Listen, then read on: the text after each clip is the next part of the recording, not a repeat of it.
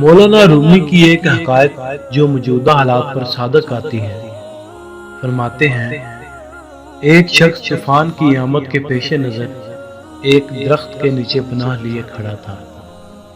ایک دوسرا شخص پاس سے گزرا تو اس نے کہا، میاں جب طوفان آتا ہے تو بجلی گرنے کا امکان درختوں پر زیادہ ہوتا ہے، اس لیے یہاں سے ہٹ جاؤ۔ اس شخص نے جواب دیا کہ میرا رب مالک ہے۔ اس کے بعد ایک دوسرا شخص گزرا، اس نے بھی یہی نصیحت کی تو درخت تلے کھڑے شخص نے پھر یہی جواب دیا۔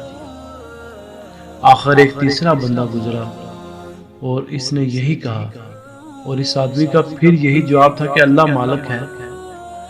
غرض طوفان آیا، بجلی گری اور وہ آدمی فوت ہو گیا۔ یہ سارا منظر جو ایک بندہ خدا دیکھ چکا تھا، اس نے کہا اس بندے کا تو اللہ پر اس قدر ایمان تھا، پھر بھی خدا نے اس کو کیوں نہ بچایا؟